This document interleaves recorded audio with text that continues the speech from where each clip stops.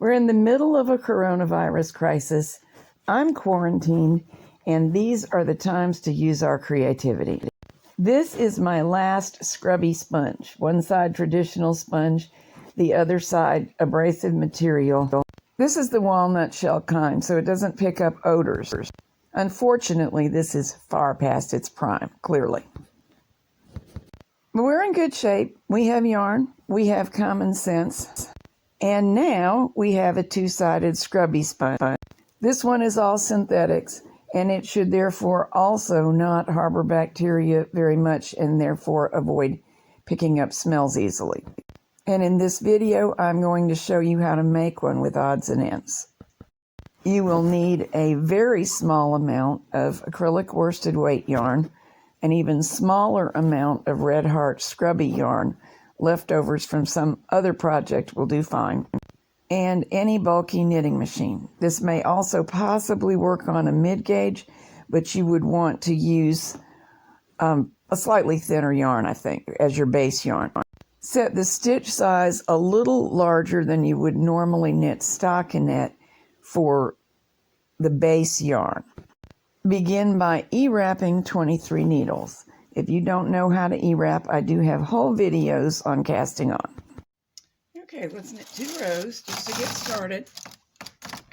That one was stiff because when I cast on, I had used both yarn tails to E-wrap till the first one ran out here, and that makes it stiff, but it also weaves it in without further ado. That row was normal. I'm going to hang just this comb so it'll behave. And now we will start knit weaving. This is the very simplest kind of knit weaving, and almost any machine can do it. I'm going over one, under one, across. It could be over and under 2. It could be another slightly more elaborate pattern, but there's really no point in getting more elaborate for a dishcloth, do you think? Knit 2 rows. Bring all the needles out again. And weave over and under, going back the other way.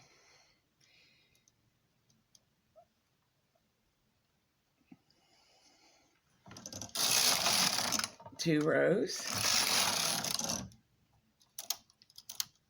Now going right to left when the carriage ends on the right, you really don't have to worry. However you just happen to weave it, it's probably okay. Although it really should be loose enough to easily go over and under the needles, but not loose enough to make sloppy loops like that. We want to get that out of there. Knit 2 rows. But coming back the other way, my carriage will be moving in the opposing direction to where the yarn tail is. So it cannot slurp up extra as it goes, extra length. And it's going to be okay, but I need to be aware that some extra length does need to be available to knit these stitches in without restriction. So make certain that you don't over tighten that row. Traditionally, you would weave always starting on the carriage side.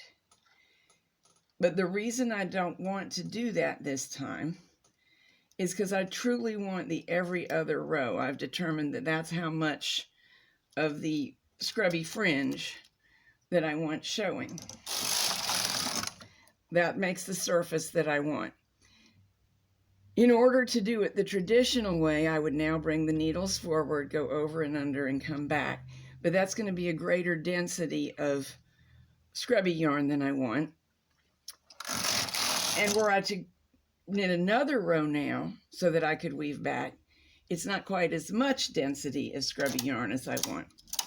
So, although all of those are okay options, I decided to try this, and over the size of a dishcloth, it works fine. I am not so certain about a whole jacket done this way. Never tried it. But it's fine for what we're doing.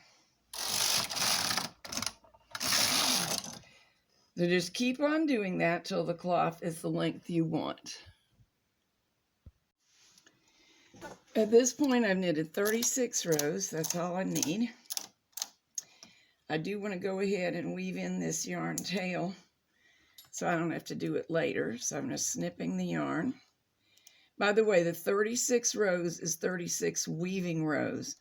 The initial 2 rows in plain stockinette do not count in the count. None of this, however, is critical. It's a dishcloth. How upset are we really going to be if it isn't the perfect size? I have better things to worry about.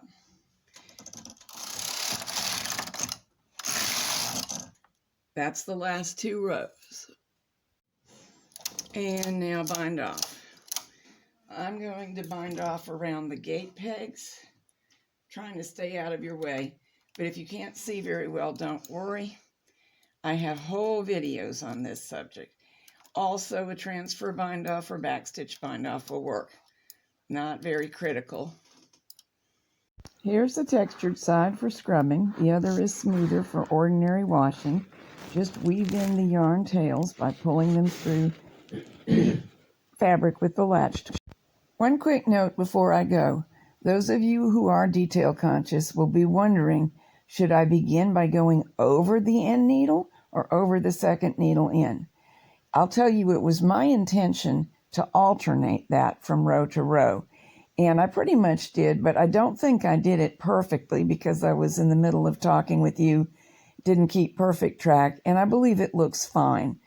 So this is not a fancy project. It's not an important garment or baby dress.